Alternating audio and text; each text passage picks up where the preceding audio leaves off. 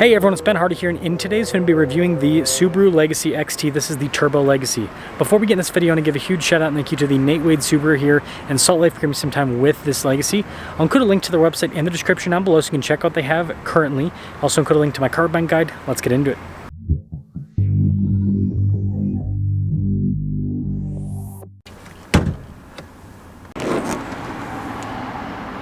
Under the hood we have a turbo 2.4 liter flat 4-cylinder that goes through a CVT. Fuel economy is 24 around town and then 31 on the highway, with power outputs being 260 horsepower and then 277 pound-feet of torque. Now before we move forward with this review, I do want to mention if you want to see more videos just like this, then I recommend you subscribe because I post content every single day. Now starting with the hood, this silver paint I think pops quite a bit. You can really see the body lines. And then popping down below, pretty normal with the turn signal indicators. And this is interesting now with the design that goes into the grille there. We do have fog lights with this particular package, but you can see you've got a contrast with the silver and the metallic gray on this particular car. Now on the side here, our tire wheel setup is 225 by 50 by 18 in the front and over in the rear. And you can see here with the wheels, you've got the silver with the metallic gray, and it kind of looks like swords going to the Subaru logo. And then that's cool with the mirror cap being body painted, and then you can see with the chrome there on the door handles. And then here's your side profile with the Legacy. Now this leads us to the key fob. We have our lock and unlock function. Those Subaru logos, the unlock. The opening for the trunk as well. Pretty standard key fob. Now the trunk doesn't open up all the way, most of the way though. And you can see the Legacy is spacious. Again, this is a bigger sedan for Subaru, right? You've got the tabs to fold down the seats as well. And then you can see there, Touring, because that's the package this one has.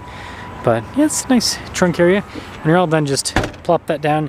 It's the Subaru badge and then your Touring XT badge as well. But there's the rest of the rear. And this leads us inside. So we've got this nice soft touch trim here at the top, and I love the stitching that goes across. And then this is also soft touch there as well. You can see down below that continues. The window's actually automatic. And then you get fancier seats with this Touring package. Really nice trim all down the center. Pop in. Some storage pockets here. We've got vents here, heated seats, USB ports as well. And then this does come down a little bit because of the sunroof, but overall headroom's pretty good in this. And then this leads us up front, where again, you've got all the nice soft touch trim, and that's pretty cool, blind spot monitoring. And then more of that soft touch down below. All the windows are automatic, the mirrors power fold in. We also have memory seats with this package. And here's a quick look at the front seat. It's power adjustable, of course. Got the adjustments there on the side. And then more of that nice trim here on the dash area.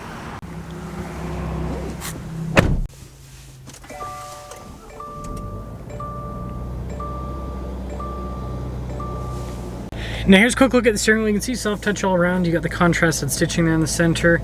Paddle shifters there on the back, and then you've got a bunch of practical controls in the front, including adaptive cruise control, lane centering, heated steering wheel button as well. Volume and voice command controls on top of that. And then we've got our stalks here on the back in normal fashion. And then mostly analog gauge cluster, actually. So for those of you that don't like the digital stuff, you got a little digital element, but most of it, again, analog. Backup camera in reverse. Trajectory lines do turn with the steering wheel, so it's solid. And I've actually pressed the camera view button, pop up with the front cam, so it's nice that you got that system.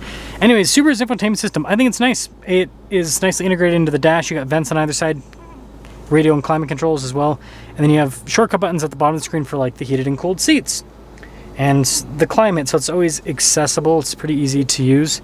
And it's quick to respond. You got a shortcut for the vehicle tab as well. So overall, this whole setup here, I like it. And then you got, again, nice trim on the dash and everything. Soft touch here. You got a little storage area above the glove box, and then the glove box itself has more storage. Parking brake here, some USB ports, that's for the camera view. Shifter for that CVT, and then you've got nice trim here as well, some cup holders, and this is cool. Good storage inside, I like that. And then just a regular rear view mirror, and then we do have a sunroof up top. 2025 Legacy, you guys can see all of the standard equipment and then the options. Total MSRP $40,319. And let's see how it performs.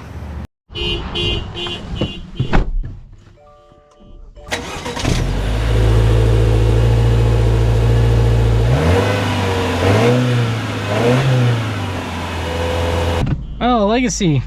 Visibility, it's good. It'd be sad to see this go, because I think if they're getting rid of this after the 25 model year, if I remember right. Which, yeah, RIP cars in the US market.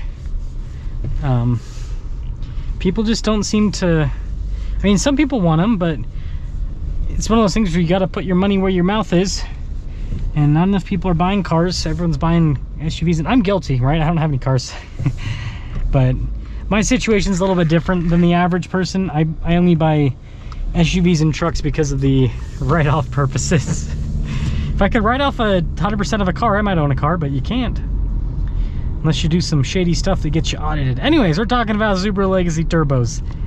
And what I'll say right off the bat, smooth.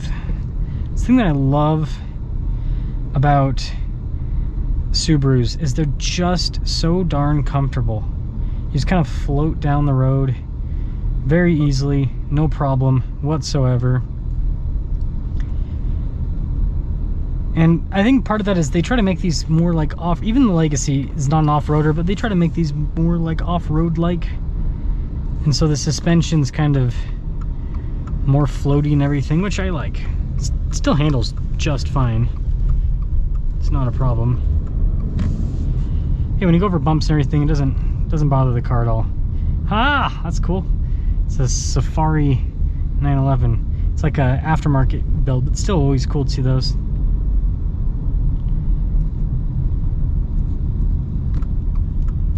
Yeah, not bad, not bad, not bad. And just kind of floats down the road. It's nice if you ask me. And the interior in this is nice as well, the quality and everything. It's got good materials. So, is that person pushing? They're walking their dog like it's a baby. What in the world? Let's get our acceleration here. Yeah, that's good. And the Subaru CVT is pretty darn quick with the transitions, so it feels quick. Feels quick. I'll give that person the benefit of the doubt. Maybe the dog's injured, who knows. But there's also a lot of people that never have kids, and so then they treat their pets like kids. Like, folks, just get married and have kids. It's such a weird thing in our culture that people will, yeah, weird that they'll treat pets like babies. Like I see it on social media all the time. Like giving their like cat like a fine dining, and it's like, go get married, have kids.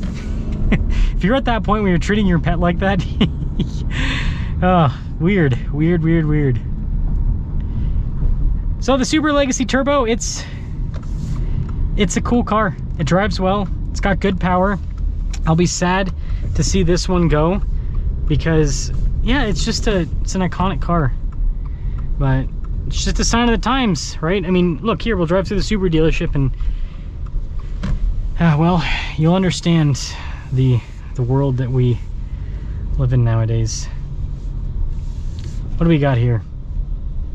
What do you see? Crosstrek, Outback, Forester, right? That's what people are buying. They're buying the SUVs, they're buying the crossovers. They don't care about the sedans anymore. We got like a few sedans here. Impreza's still selling. I think they'll keep that for a while, but